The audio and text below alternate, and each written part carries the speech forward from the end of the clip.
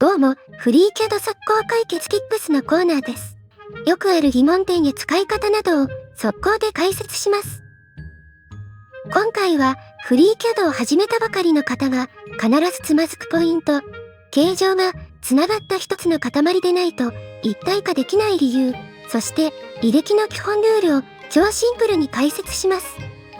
同動画はフリーキャド 1.0.2 で作成しています。フリーキャド 1.1 以降では挙動が異なり問題が発生しない可能性があります。ですが、今回解説するカートデザインのボディが単一の塊でなければならないという基本原則は非常に重要です。設計の破綻を防ぐためにバージョンに関わらず必ず知っておいてください。それでは始めましょう。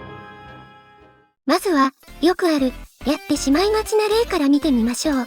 スケッチで図形を離れた場所に描くとカットができない現象です。例えば四角形と四角形を距離を空けて描いたとします。このスケッチを選択してカットアイコンをクリックします。カットのパラメータ設定画面が表示されます。ここで 3D には左側に描いた四角形しか表示されていません。なぜ右側に描いた四角形は表示されないのでしょうか？ひとまずそのまま OK で先に進めてみましょう。やはり左側の四角形しか存在しません。ですがスケッチを表示してみるとちゃんと右側の四角形スケッチが表示されます。特にエラーも出ないので初心者の方は混乱します。なぜこのような現象が起きるかというと、カートデザインのボディはつながった一つの塊として形状を管理する仕組みだからです。この一つにつながった塊を一般的に CAD の世界ではソリッドと呼びます。ではどうすれば右側の四角形も立体化できるのでしょうか？試しにもう一つスケッチを作って左側の四角形と右側の四角形を橋渡ししてみましょう。画面の通り左右の四角形をつながるように長方形で橋を作ってみました。これなら全ての形状がくっついて一つの塊ソリッドになるはずです。ではカットアイコンをクリックしてみると左側の四角形と端の四角形は立体化されましたが、やはり右側の四角形が立体化されません。ではなぜ右側の四角形は立体化されなかったのでしょうか？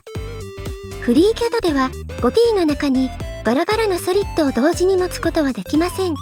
そのため履歴のどの段階でも一つにまとまった形状だけが採用されます。今回のパッドの操作ではまず元のスケッチ左と右の四角形を押し出そうとします。ところがフリーキャドは同じスケッチの中につながっていない複数の図形があった場合、最初の一つ目と判断した図形だけをソリッドとして作り、それ以外は無視するというルールで動きます。今回の場合、左側の四角形だけをソリッドとして採用し、右側の四角形は無視することとなりました。次に端の四角形を押し出そうとします。この時、左側のソリッドはすでに履歴上に存在しており、端のスケッチと接しているため、押し出しによって左側と端が合体します。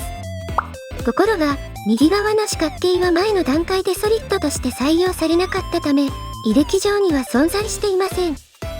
そのため、端とつながっているように見えても、ソリッド化の対象にはならず、今回も無視されるという結果になったというのが理由です。ここで、フリーキャドのもう一つ大事なルールが関係してきます。それが、履歴は上から順に積み上げられるというものです。履歴というのは、モデルツリーに表示されているフィーチャー、操作の記録のことです。最初のパッドが左側の四角形だけのソリッドを作ります。次のパッドは、その既存のソリッドに接している部分だけを新しい形状として追加しようとします。接していない右側の四角形は既存のソリッドと関係がない孤立した図形と判断されて最後まで無視されてしまうわけです。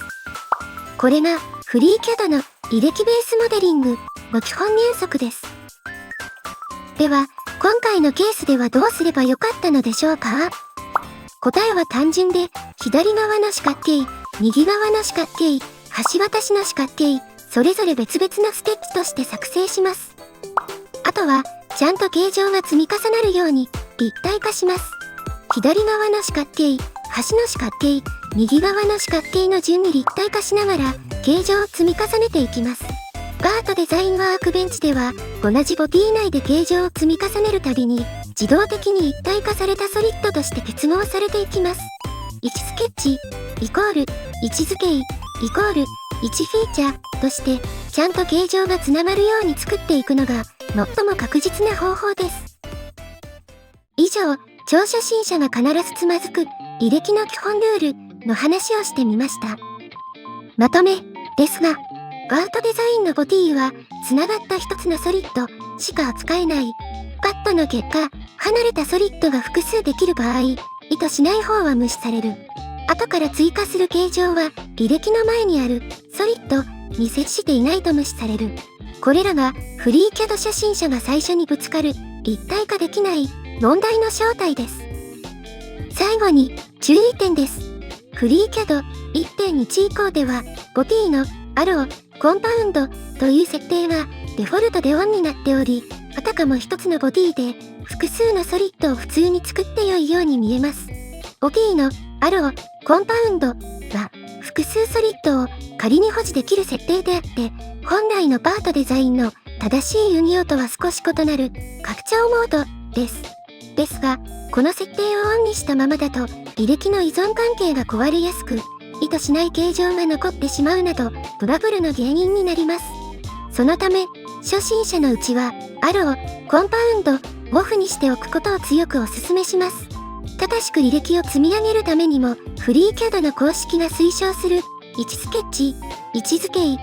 フィーチャーのルールを守って安全でわかりやすい設計を心がけましょう。今回の速攻 Tips はここまで。ご視聴ありがとうございました。